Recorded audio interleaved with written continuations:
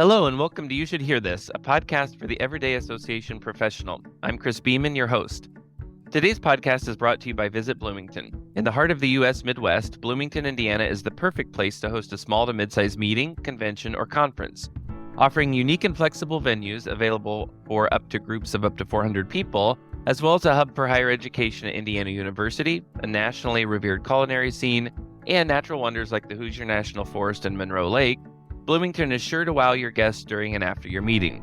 Go to visitbloomington.com to start planning your next meeting. Kim Paugh, a certified association executive, has been with Rayburn Group International since 2006. She serves as the executive director for 2 international trade associations and serves as director of people strategies for RGI. As director of people strategies, Kim leads RGI's efforts to hire, onboard, and train RGI staff. She has significantly contributed to cultivating talent pipelines, developing effective onboarding programs, and implementing innovative strategies and approaches that build a positive company culture. Kim is instrumental in identifying staff training needs and implementing programs that create connection and long-term engagement of staff in the association management industry. Since graduating with a political science degree from Indiana University, Purdue University, Indianapolis, Kim has remained active in her community through volunteerism. She currently serves as Director at Large on the board of the Indiana Society of Association Executives, who hosts this podcast. Welcome, Kim. Thanks for having me. Absolutely. So I guess let's just get started with probably what most people are carrying with them as they're listening to this podcast is, what are some of the biggest challenges that organizations face when onboarding new employees, especially in that first 90 days? Sure. Yeah. Well, there's a lot. Onboarding's really hard. So acknowledging that first, and if you're struggling with it, it's because it's hard. One obvious thing is just like the sheer amount of information that you need to share with a new staff member without overwhelming them, just so that they know what their job is and what your association does in the industry that you work in. It's a lot. So, and the timing of all of that is so hard to get right so that people get what's relevant and don't feel overwhelmed. What's even harder, and probably more important though, is making someone feel part of your organization's culture. Hopefully, the how to do the job, you've got some policies and procedures in place, but often organizations have these undocumented norms and expectations. How do you communicate with each other? What's expected? Who do they go to for help? And I know here at Rayburn Group, we didn't have a lot of that written down. So that was really hard for people to figure out. So we took a step back and looked at the office from, a new person's eyes and figured out how could we document some of these things. I think one example is we created a document of lingo. In the association industry, there's so many acronyms and so many words that we throw around with abandon that someone who isn't from this industry has no idea what we're talking about. So it's a couple of pages long. There's a lot, but we give that to people and it can make them feel like an insider right away. So what are those things for your organization? And then, setting expectations is a big part of our onboarding and is a huge challenge. And one of the most fundamental ways I see this show up, one of the common issues with new staff is they kind of have too high of an expectation for themselves. They think they should know everything from day one or week one. And our onboarding program really includes check-ins and intentional conversations around what they should really know by when, so that they can take the heat off a little bit, that they don't need to know everything, even by the end of the first month, right? Because it's really super uncomfortable being new. So if you can take off some of that anxiety, that's going to open up a lot of doors in their brain so that they can take everything in. Well, and I'm sure that has to set some people at ease walking into an environment where they don't have to know everything right away, right? You're right. It is very vulnerable to walk in and, you have that expectation on yourself, but you also feel like other people expect you to just grasp it right away. I want to talk about, you mentioned, I think some of these already, like touch points, check-ins, but what are some elements that really make an onboarding program successful, to really ensure a smooth transition for new hires? Sure. Yeah. Ours has 4 key elements. Obviously, policy training, the key employment policies that you need to share with your staff, resources that they need, and job training, but also relationship building. So, policy training we find expectations, how do we operate? And it's really important for staff right out of college, for example. They've never read an employee manual or had to navigate company policy. So really spending some time on that. Resources, check-ins are a big part of that. We check in every day for a while, then weekly, monthly, just having that set aside time for staff to ask questions, for supervisors, because they have their own workloads, right? Managers have their own workloads too, and everybody's busy. So making sure they take the time to check in with the staff member and carve out that safe space for people to ask questions. The job training varies by the team and the role, obviously, but we have an outline of the 30,000-foot view of the organization we want to make sure everybody gets. We're a management company on top of association. So both the management company and the associations, make sure you tell them the mission of the organization before you show them how to process a membership application, for example. So we have a checklist to make sure that we cover all of that. And then the relationship building. This is really the culture piece. We don't leave it to new employees to build their own relationships and even make their own friends in the office. We we do introductions, we schedule casual lunches with peers. We have a one-on-one with Leslie, our president, and, within the first few weeks, and we do question and answer sessions. We really try to facilitate those relationships and making staff feel comfortable, not just with the people that they're going to work with every day on their team, but they can walk through the office and feel some level of familiarity with people and feel kind of part of the office already within, a couple of weeks of starting. So relationships, policy, resources, and job training. Awesome.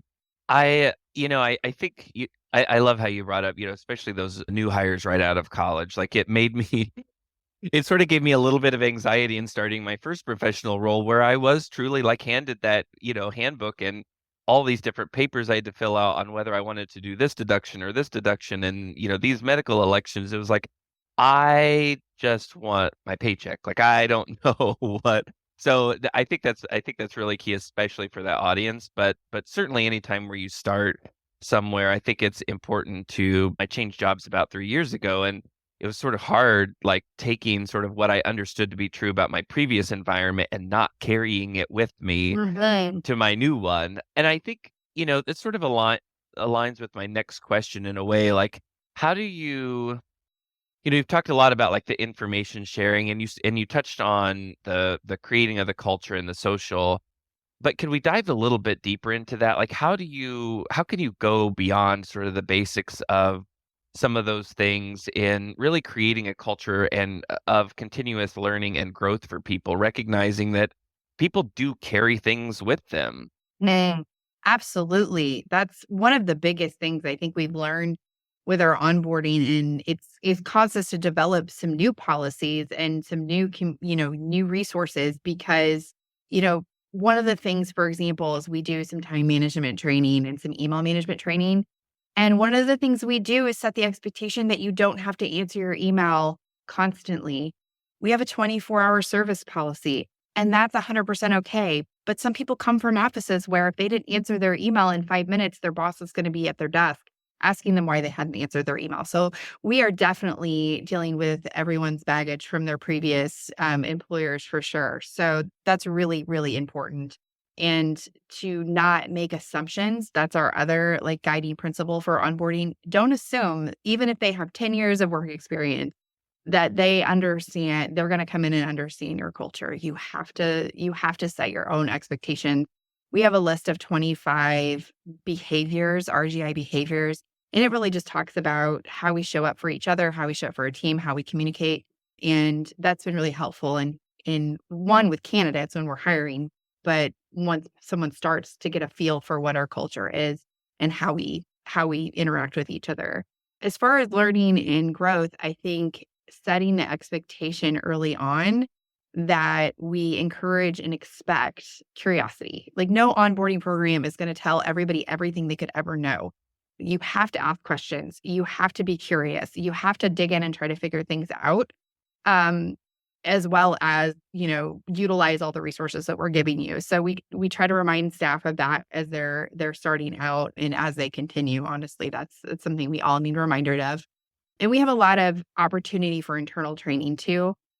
So we get together regularly. We have social interest groups. This is one of the benefits of being a little bit bigger company. So we make time for that. And then as leaders of the company, we model that. So I think those are all really important things that I think within a few weeks of being here, new staff really figure out that this is what we do here. We learn when we ask questions and we figure things out. Was that was not kind of part of the discussion guide that I sent. Like, here's, an example of some of the questions I'll ask, but I'm so curious. You've been with RGI so long. Was it hard to challenge some of like your own thinking in I caught myself I'll take a step back. I caught myself just today saying something along the lines of, well, surely they know that already. Like that's been a part of the company culture for, the 3 years I've been here at least, and they've been here longer than me. And yet I don't know, I've not interacted with this person enough to know that, it is something that's to be understood. I mean, what's the process look like to really get those things on paper that like we're all assuming that we all know to be true, but maybe isn't the case? Yeah, I know those words have come out of my mouth at some point. Surely they know that, or that's in the handbook. But I think it's a constantly getting feedback. We do surveys and feedback on a lot of different things, and so then I'll read the responses with an eye to the onboarding. What's something that a bunch of people didn't know that I thought that they should know, or what's something that they wish they knew sooner. What are the rumors going around the office? Those things are always coming up. So we're constantly adding things, clarifying things, writing new policy. I mean, we probably write new things and put them in the employee handbook 3 or 4 times a year just because it does keep coming up. And it's funny that you say, like, I've been here a really long time. Sometimes some of us who've been here longer, we're like, we've operated for 15 years without a policy about this. Like, why all of a sudden? But we're a little bigger than we used to be. So now we have to be a little bit more clear. So I think it is something where you just have to have someone constantly thinking about your onboarding program, which here is me, and listening for those things that people are confused about. And that's the best way, I think, to keep updating and keep clarifying because it happens. It feels like once a week. Yeah, yeah, right, for sure. Well, it's very clear to me, I mean, knowing many of the folks at RGI, one, but it's also very clear to me through some of the recognition RGI has been given that, you're not just talking the talk, you're really walking the walk. And one of those ways that's clear is that makes it clear is that RGI has been named one of the best places to work in Indiana for several years now. What's the secret to that success, Kim? Yeah, I mean, I think it's the great humans. I think that's the short and long answer of it. We have just so many great people, and that everybody has the opportunity to add to the culture. The culture is not dictated, it is allowed to happen, I think, in a different way. And I give credit to Leslie Murphy for that. She's a people first leader and lets people create the culture and influence the culture in a way. And I think, as I mentioned, we do a ton of feedback. And I think we've been very deliberate about getting feedback really over the last, 5 or 6 years in particular, and taking action on that feedback. So I think a good example is our hybrid work policy. So we weren't hybrid before COVID, as many weren't, and we're kind of coming back, and we're kind of felt a little lost. Like we don't know what do we want to do now? And some people were doing some things and some people weren't. And so we did a survey. We're like, what do you want to do? And I think Leslie had an idea in her head of what she wanted, and the survey kind of said something different. And she was like, okay, that's fine. But what we also asked in that survey was, what challenges are you having with people that are working remotely? Or if you're working remotely, what challenges are you having? And communication was a big part of that. So not only did we pull out, we have a 3-2 hybrid. We work in the office 3 days a week, work from home 2 days a week, hybrid policy, and clarified all of that. We had a communication policy that went with it, and how we expect you to communicate and be available, and how long you have to respond on Teams, so that everybody's kind of operating under the same assumptions. And that all came out of that survey. Nice. I want to go back to something that you said earlier, and it was forget in response to which particular, thing we were talking about, but you said something about managers and team leaders, having more to do on their plate than just training and hiring these new staff members. So I want to touch on that if we can. Like, what really is the role that managers and team leaders play in making our new hires feel welcome and supported from day one? Yeah, at least here at Rayborn Group, they're 100% responsible for the onboarding. So the onboarding program, like I'm not onboarding new staff, or our managers are. So the onboarding program really is a resource for managers. It's an extensive checklist and resources to go along with the checklist, agendas, all of that, that they can make those first, 90 days to 6 months a success for a staff member. So the manager is incredibly important. And then I check in with the managers before the staff starts to remind them how important they are to the process and help make sure that they know what they need to get done. But everybody kind of knows it's super important and it's just a non-negotiable. We have to make time for it. And it really sucks sometimes when it's 2 weeks before conference that you're onboarding a new staff person. So we try to support each other in different ways and provide some resources for those teams that are in that hard place, but we still have to get the onboarding done and do it correctly. So it's just a really important, especially I do the hiring too. So we work really hard to get these new hires. Let's do this right. So everybody really works together to do that, but the managers are critical. So you're more supporting the Mhm. managers, but Yeah. pretty much every new hire RGI follows the same path. Yes. Okay, Yeah. cool. Yeah. We Yeah. have like our onboarding programs are like a strong word, but it's basically a checklist. It's a really long checklist, but it's a checklist. And then there's some resources attached to the checklist. Perfect. Nice. Let's think about some strategies. I'd love to hear some strategies that companies and organizations can implement to help people feel more engaged and productive early on. Because at the end of the day, we want to feel, no matter, I would assume, I think this is true, no matter where we're coming from or what we're bringing with us, we want to feel valued, engaged, productive. We want to be a part of the team. How can onboarding programs, what are some strategies to help us feel that early on in the stage? Yeah, I think our checklist includes a reminder to schedule early wins. What are those projects that they can do day one, week one, independently that they feel like they're starting to contribute to the team right away? They don't need to spend 90 days going through training in order to start contributing. So get them involved, have them in your team meetings, ask questions, all of those things right away and give them the tools they need to be able to do that quickly. So we don't have 90 days of training and then you start working. Like you start working day one and we'll give you the resources along the way. And then that relationship building is really everything. That they'll feel more comfortable, asking questions or contributing at a team meeting if they're feeling comfortable and part of the team. So those relationships and making friends in the office is really, really helpful. I have to revisit this concept about the annual conference being within the first 90 days of someone starting, because I imagine that could either be a really major win for someone to feel connected and engaged or extremely detrimental to someone's onboarding. I mean, is that true?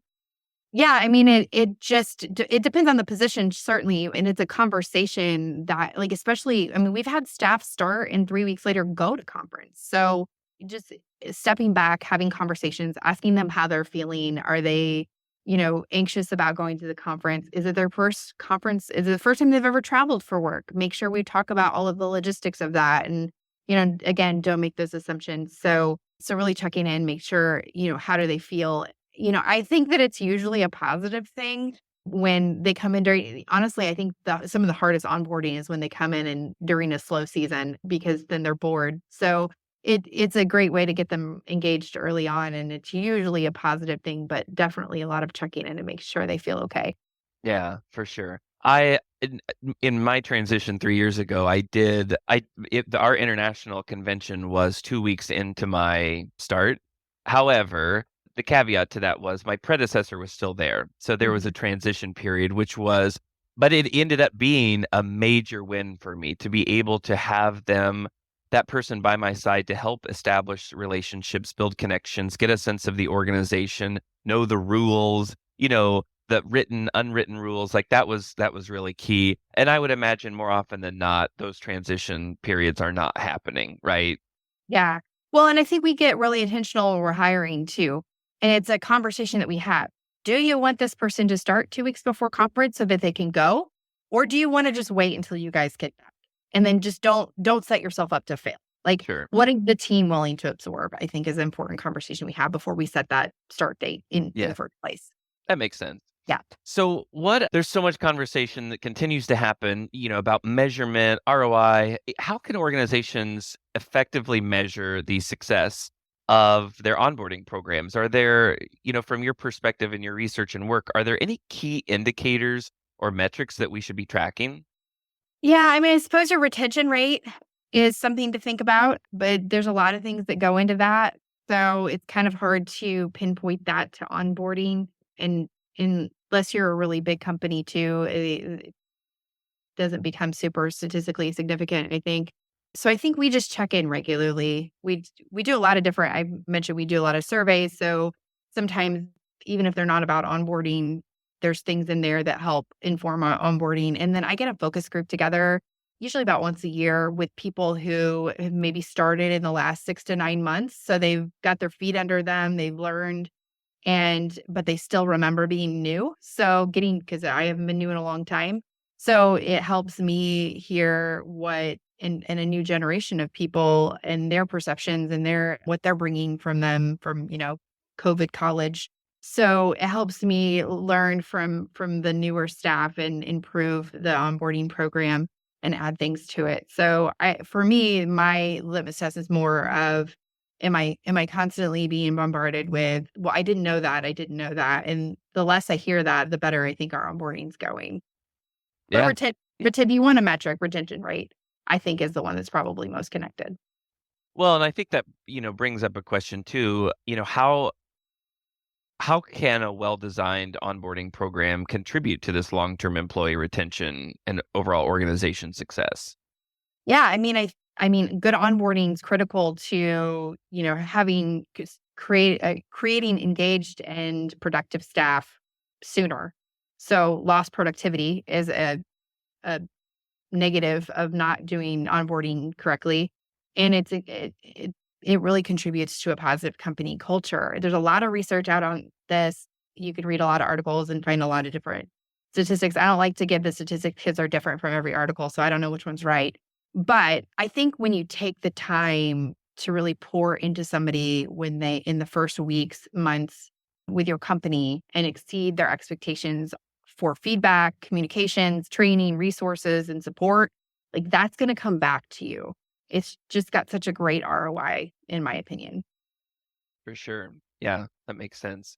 All right. So I think well, I guess one question I do want to ask is, are you seeing any generational trends or shifts, whether they're part of, pandemic, coming out of that or not, in terms of what people are expecting from their employers? And if so, how does that play into the onboarding? I mean, maybe a key example would be like the expectation for hybrid work. That was built out. It's now part of the culture. It's part of the policy. People are coming to you expecting that you can deliver. Are there other things like that RGI is delivering on or maybe hasn't gotten there yet? Like, what are some of those things that you're starting to notice that people are asking for and about? Yeah, I think we're still trying to figure it is shifting and we feel the shift.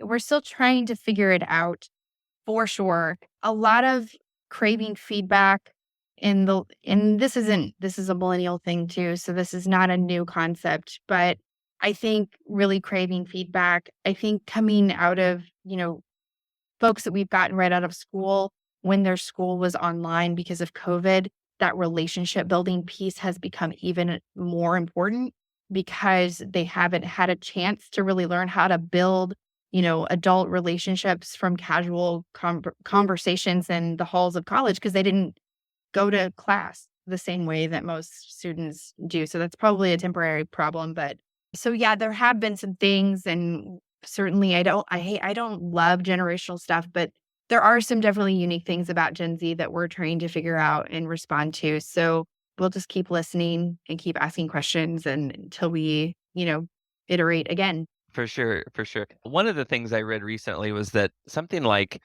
I think it was like 19% of Gen Z job candidates had taken their at least one of their parents to a job interview. Have you seen that in action? Oh, I have not. Okay, Have good. not. I've definitely heard that I need to talk to my parent before accepting a job offer, but I have not had a parent show up at a job interview yet. We actually had that conversation of like, well, what would we think of that person? Is that okay? And it was interesting to hear the mixed reviews that got amongst our staff. Some people thought, no way, that's terrible. And some people thought, well, I can understand, this or that. So we will embrace it with an open mind if it happens. But it hasn't Sure. happened. Yeah. Interesting. All right. Yeah.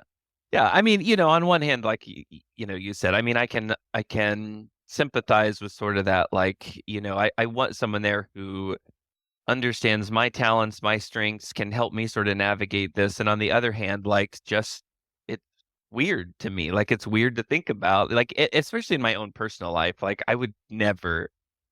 Sometimes I'm embarrassed to be with my parents in a grocery store, much less a job interview. So, but anyway, definitely stuff to consider, and to the point of things, are always changing. I guess my last question would be, people listen to this podcast a lot of times for practical advice, strategies, guidance, what's something I can apply right away.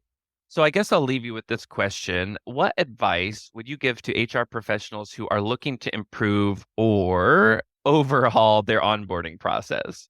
Yeah, I think if you don't have anything, just start somewhere. Looking back on what we created, 12, 15 years ago when we started this, it was probably, it's probably terrible if we looked back.